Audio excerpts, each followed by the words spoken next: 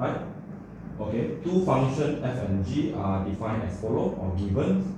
So where's the fx to be 3x plus 5 over with 2 minus x, and gx to be 2x minus 5 over x plus 3. Both is a rational function. So then the question, they're asking you to find the fg, right? To find the fg, to find the composition fgx, and deduce the f inverse and g inverse, right? That's the question asking you to find the composition fg and deduce the f inverse and g inverse, right? So as you know that we just find the composite function of fg. We also don't know what the question wants, so we're just finding, right? So see whether there is anything that's special or not. So you have f gx as your input here, right? 2x minus 5 over with x plus 3, and this function is going to put into your fx here, right? You know that 2x minus 5 over x plus 3, and this is going to put in your function f here, right? You're going to replace the x with 2x minus 5 divided by x plus 3 plus with 5 divided with 2 minus 2x minus 5 over with x plus 3, right?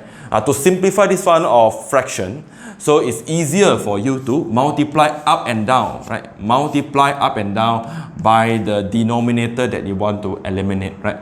So you multiply x plus 3, you multiply x plus 3 here, right? It's the easiest way. Okay, so you have here have to expand this x plus 3 into the bracket. So x plus 3 and this one will be cancelled off. You will have 2x minus 5 plus with 5 times with x plus 3.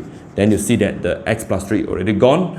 And for the denominator, you have 2x plus 3 bracket, x plus 3. And minus with the x plus 3 cancel off, you have bracket 2x minus 5, right? So then you have 3, 2, 6x, right? Minus with 3, 5, 15 plus with 5x plus with 15, right? This is all the algebra work. 2x plus with 6 minus with 2x plus 5. So 6x plus 5x, you have 11x, right? 11x, and negative 15 plus 15, you have 0. And 2x minus 2x, you have 0. 6 plus 5, you have 11, right? Finally, you were getting an x, right? So in the previous video, I was talking about if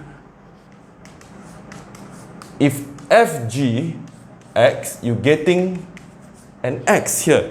Means that if you compare to this relationship, means that the composition, this is always true, where the composite function of f and its inverse is always getting an x here. So if you're getting the fgx to be x, then you can directly compare that. You know that the f, this is g, is f inverse. So then you can know that the gx is the f inverse of x. Or you can write in the other way. So it's also same when you talk about g inverse and gx, you were getting an x also. The inverse of g composite with the g, you were still getting an x, right? So I also can say, if you directly compare the g inverse g with this fg equals to x, right? The fg equals to x. So you could also can say that this is g and the f is your g inverse. And the fx also is the g inverse, right? Or I can say that if this one fg equals to x based on the properties of inverse function, so the this one g have to be f inverse, right? F inverse, g is the f inverse. Or I can say that either is f is the g inverse, right? It's the inverse of g, so that they can get x, right? So from here I getting two results, you know. I getting the fx to be the inverse of g and gx to be the inverse of f. So easy to say that these two are inverse of each other here, right? That's why they ask you to deduce. Deduce means using the result that you find out. This is the result. This is the result, right? This is the result, and you can deduce. You have already deduced, right? Therefore, the f inverse of x will be the gx. Will be your gx. 2x minus 5 over with x plus 3. And the g inverse of x, the g inverse of x means will be the fx. Will be the fx. Will be 3x plus 5 over with 2 minus x here. Right? This is the result for the first question here now. So they were asking you to find the fgx when your result is getting an x here, so means it's relate to the properties of f inverse equals to x. Means somehow the fg is x, the g must be the f inverse, right? Or you can say that f will be the g inverse here. So we will continue in this video that about the domain and range of these two functions if they are inverse to each other. Alright, the next one, I'm going to talk about the domain of f, range of f, and domain of f inverse and range for f inverse. As you know that based on the properties of inverse, the domain of f have to be the same as the range of f inverse.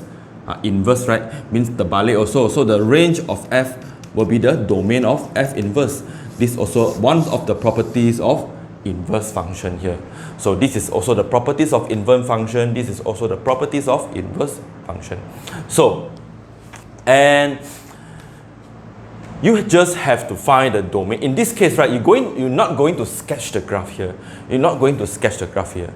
So if you want to sketch the graph also, you need the knowledge of long division, right?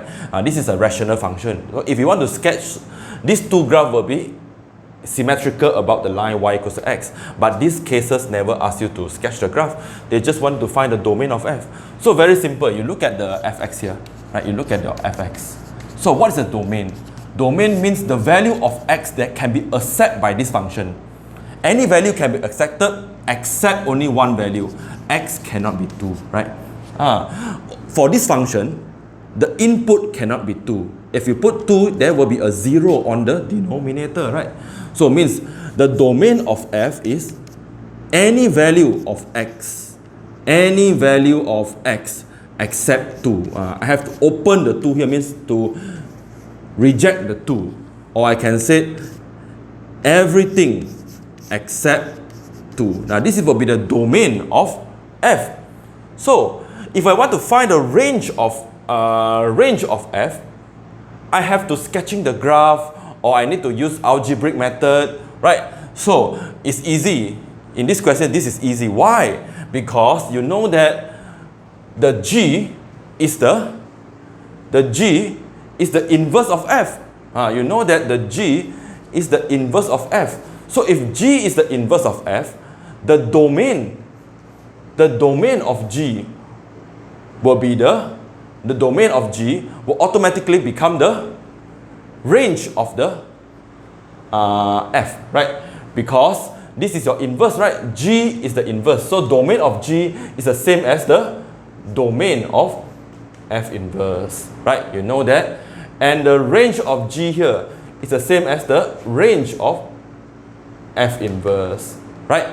Because you know that gx is the inverse of x, right? Inverse of f. So the domain of g will be domain of f inverse. So how to find the domain? Okay, let's see. You have gx equals to 2x minus 5, right? Minus 5 over with x plus 3. So what is the domain for g? Okay, so domain of g will be x cannot be negative 3. Any value can be accepted so that you have the y value, but x cannot be negative 3. If you put negative 3, this value here will be undefined. There are no value that represent when the denominator is 0. So it means that the domain of G is actually the F inverse. This is the importance of this question here, because G is the inverse of this. So I can directly using the result of G as the domain of F inverse. If F inverse is G, right? So the domain of F inverse is negative infinity up to negative 3 union negative 3 up to infinity. Or I said all the number except the negative 3, right? Means cannot be except negative 3. So now you don't need to find the range of F, right? You don't need to go and purposely drawing the graph of using algebraic method. You can just using this relationship here.